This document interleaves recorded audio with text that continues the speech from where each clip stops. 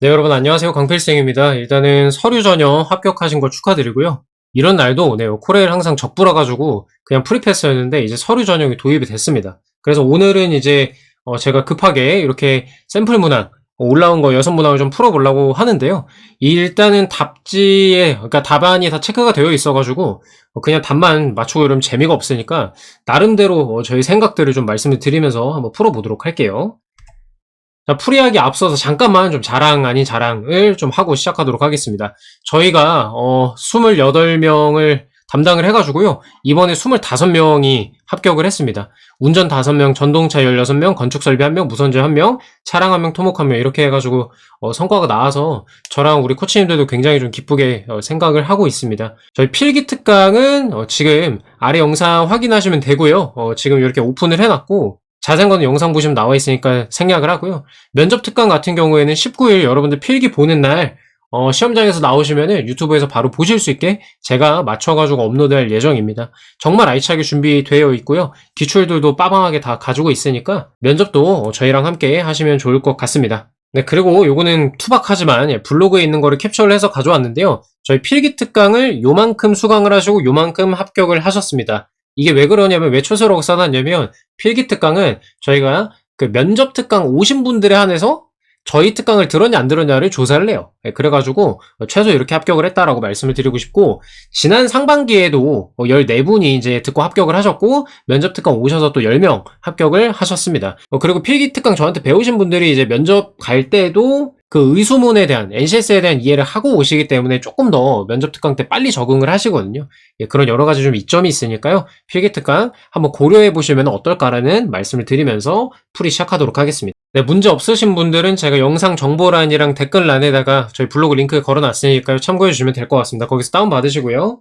필기 특강 홍보 영상도 아래다가 달아 놓을 테니까 그거 타고 들어가셔서 링크 타고 들어가셔서 보시면 됩니다. 자, 일단은 의사소통 능력 2문항 나왔습니다. 전개 방식으로 적절한 거를 물어보고 있고요. 코레일에서 전개 방식은 자주 출제가 됩니다. 전개 방식뿐만 아니라 글의 순서도 자주 출제가 되기 때문에 유의미한 문제라고 생각이 들고요. 근데 일단은 저는 이런 문제가 나오면 보기 먼저 봅니다. 보기가 구성이 어떻게 되어 있는지.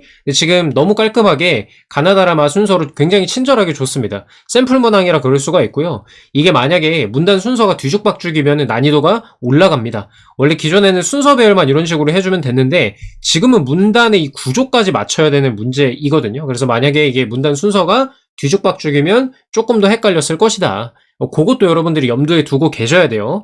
실전에 만약에 이런 거랑 비슷하게 나오면 얘네가 문장 순서를 바꿔가지고 문단 순서를 바꿔서도 줄 수가 있겠구나 이 생각을 하셔야 되겠고요. 저는 이 순서 배열이나 이런 것들 문제가 나왔을 때는 나무가 아니라 숲을 봐야 된다라고 좀 강조를 많이 합니다.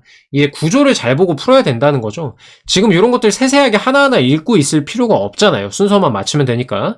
그 얘기를 하는 거예요. 그러니까 여러분들이 문제를 딱 봤을 때 나무를 보는 문제다, 숲을 보는 문제다 딱딱 판단을 하셔야 되고요. 나무를 보는 문제가 대표적으로 이제 일치 불일치 문제고 숲을 보는 게 지금처럼 순서 배열, 그다음에 주제 제목, 요지, 주장 뭐 이런 것들 있죠. 그런 것들이 해당이 되겠습니다.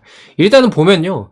이 문제를 풀 때 저는 이 순서가 뒤죽박죽 섞여 있다고 가정을 하고 좀 풀어볼게요.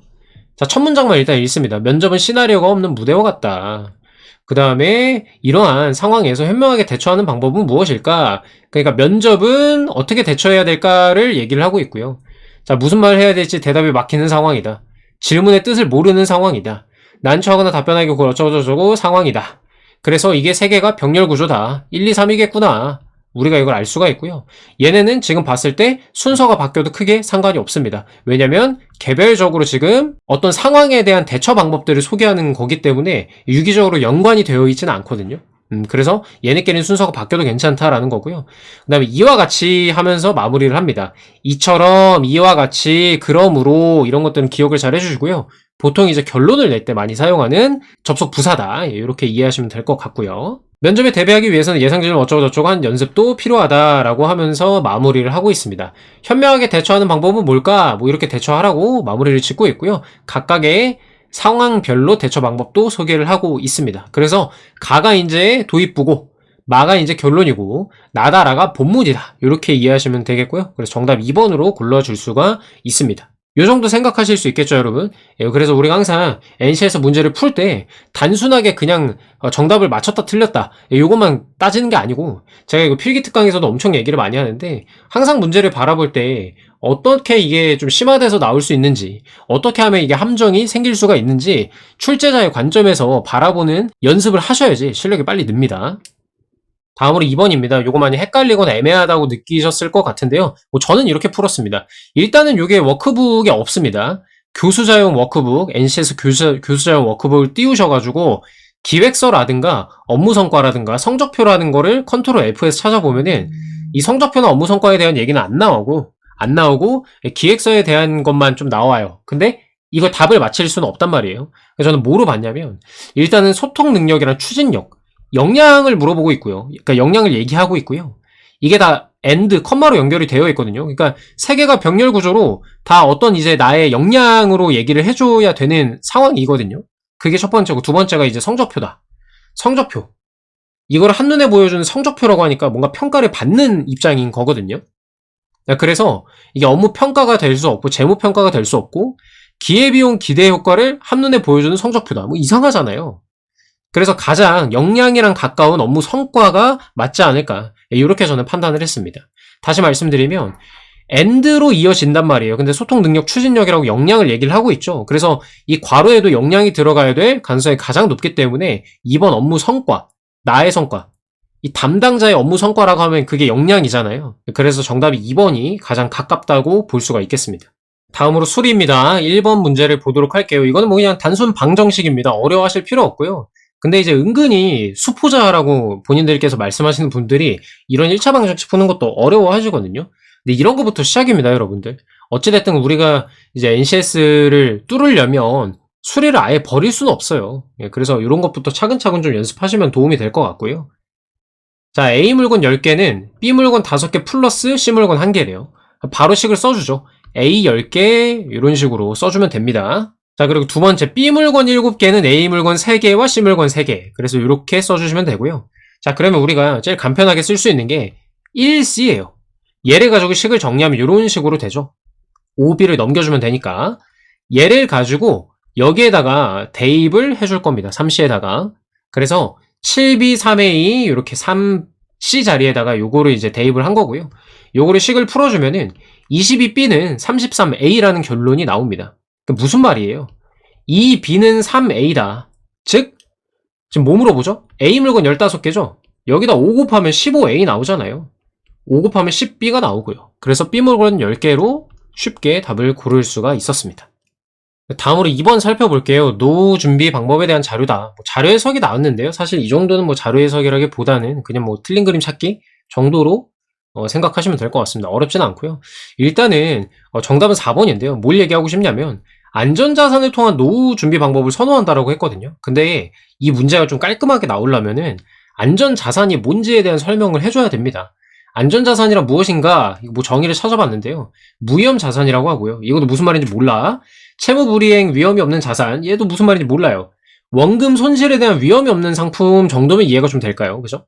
예금, 국공채, 금 정도로 볼 수가 있다라는 겁니다. 그래서 채권이 좀 해당이 될 것 같고요. 근데 주식은 안전자산이 또 아니란 말이에요. 부동산도 그렇고 예금, 적금, 근데 저축성 보험도 사실은 잃을 수가 있단 말이에요. 손해를 볼 수가 있거든요. 그래서 좀 애매해요.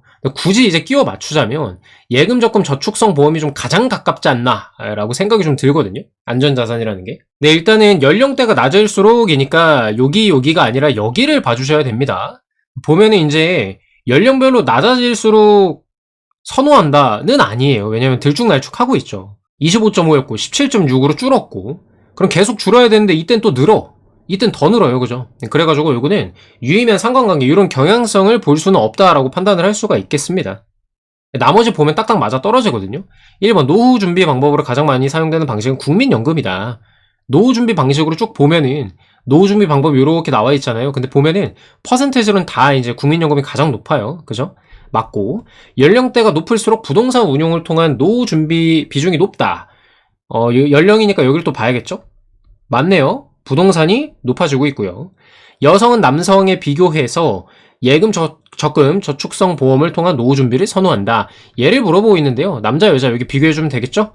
여자가 22.8%로 더 높다. 5번 60세 이상 연령에 대해서 노후 준비 지원이 필요하다. 왜 그러냐면 준비하고 있음을 봤을 때 60세 이상이 가장 낮습니다. 그래서 이거는 뭐 빼박 맞는 얘기가 되죠. 다음으로 문제 해결 능력입니다. 생각보다 규칙은 복잡해 보이지만 막상 풀어보면 간단하게 할 수 있습니다. 자, 그래서 한번 보면요. 여러분들 문제 다 풀어보시고요. 예를 들어 3라운드에서 3장의 카드를 버려가지고 2장이나 1장이 남으면 그 라운드, 해당 라운드 이게 중요하죠. 그 라운드에서 모두 버린다는 거예요. 만약에 내가 이제 5장을 가지고 있었어. 그 라운드에서 3개를 버렸네? 2장이 남았어. 그럼 얘도 버려가지고 5장을 한 방에 다 버린다는 얘기예요. 그러니까 마지막에 5장이나 4장이 남으면은 걔까지 싸그리 다 버린다라고 이해하시면 되겠습니다. 근데 지금 인당 지금 20장씩 가지고 있다 그러잖아요. 근데 한 라운드당 3장씩 버리죠? 그러면 나머지가 2 혹은 1일 때 한 방에 다 버린다는 얘기 아닙니까? 그래서 요거를 나눠주면요. 몫이 6이고 이게 18이기 때문에 나머지가 2가 되는 상황이 발생합니다. 그렇기 때문에 6라운드까지 가면 나머지 이 2장도 다 버린다는 걸 우리가 알 수가 있어요. 그러니까 이 몫과 나머지 가지고도 문제를 풀 수가 있었습니다. 결국에 이게 20을 3으로 나눴을 때 몫을 구해라 라는 문제랑 똑같은 거거든요. 그래서 정답을 3번으로 고를 수가 있는 거고요. 그냥 만약에 이걸 노가다로 한다면 그냥 이렇게 하시면 되죠. 20장에서 1라운드를 하면 1라운드 하면은 17장, 2라운드 하면은 14장, 3라운드 하면은 11장, 4라운드 하면은 몇 장이에요? 8장. 5라운드 하면 5장이네. 근데 6라운드 때 이제 2장이 남네. 근데 얘는 다 버린다 그랬지? 그러면 6라운드까지만 하면 끝이구나. 이렇게 풀어낼 수도 있었습니다. 그러니까요, 여러분. 저는 사실 제가 그냥 문제를 풀 때 이런 노가다 방식을 좀 선호해요. 왜냐면 그래야 오류가 안 생겨요. 요런 거는 규칙을 자꾸 찾다가 잘못 생각하면 틀리기 십상이거든요. 근데 이거 지금 보시면은 노가다 금방 했는데 바로 답 나오잖아요. 이렇게 하시는 것도 좋은 방법입니다.